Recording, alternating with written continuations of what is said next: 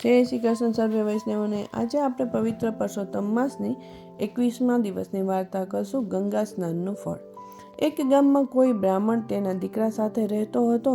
દીકરાને પરણાવ્યો હતો, પણ વહુ જરા મિજાજી હતી, એટલે કોઈ વખત નજીવી બાબતમાં વાંધો કાઢીને પિયર જતી રહેતી હતી।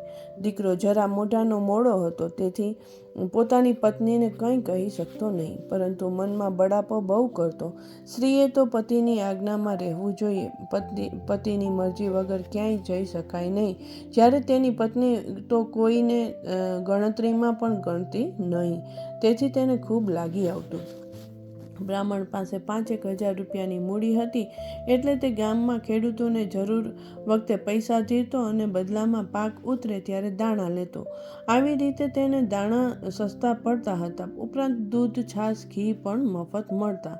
એક દિવસે બ્રાહ્મણે તેના દીકરાને બોલાવી કહ્યું, બેટા, 4 દિવસ પછી પરસોત્તમ મહિનો બેસશે, તો તારા સાસરે જઈને તારી વહુને તેડી આવ। તે ઘરમાં હોય તો મારાથી આખો પરસોત્તમ મહિનો નિરાતે નવાય, ખાવા પીવાની પણ તકલીફ પડે નહીં। આ સાંભળી દીકરો સાસરે જવા નીકળ્યો અને જ્યાં ગામ બહાર આવેલા તળાવ આગળ આવ્યો, તો ત્યાં એક લીલાછમ પાકથી લચી રહેલા ખેતરમાં ગાયને ચરતી જોઈ તેને કંઈક યાદ આવ્યું। આ ખેતર તેના ઓળખીતા ખેડૂતનું હતું। તેના પિતાએ એ ખેડૂતને 500 રૂપિયા ધીર્યા હતા।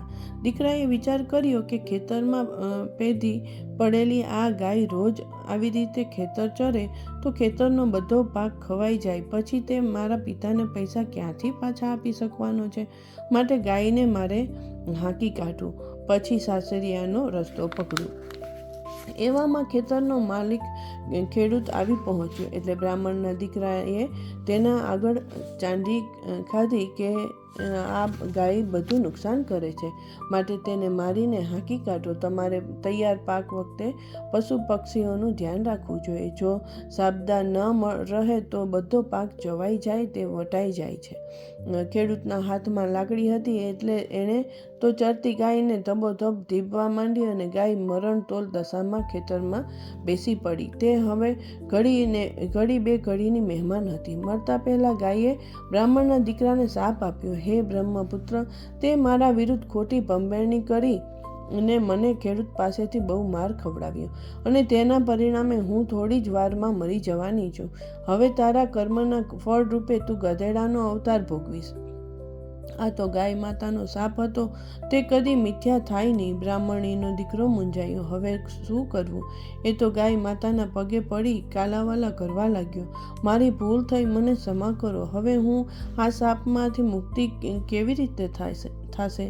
ગાય બોલી, તું તારી વહુને તેડવા જાય છે, પણ તારા સાસરે જ તું ગધેડો બની જવાનો છે। હવે તારી વહુ તને ગધેડાના સ્વરૂપમાં અહીં લાવીને પરસોત્તમ માસના પહેલા દિવસથી માંડીને છેલ્લા દિવસ સુધી રોજ સવારના ગંગા નદીમાં સ્નાન કરાવે, પોતે સ્નાન કરે અને તને ખવડાવીને પોતે એકટાણું કરે, તો તેના પુણ્ય પ્રતાપે તું ગધેડામાંથી પાછો અસલ સ્વરૂપમાં આવીશ। ત્યાંથી સાસરે ગયો અને તેની વહુને બધી વાત કરી, તે સાથે જ તે ગધેડો થઈ ગયો। તેની વહુને તેના પર દયા આવી, તે તો મા બાપને બધી હકીકત કહીને ગધેડાને લઈ પોતાના સાસરાના ગામમાં આવી, પણ સાસરિયાએ ન જતા નદીથી થોડે દૂર એક ઝૂંપડી બાંધીને રહી।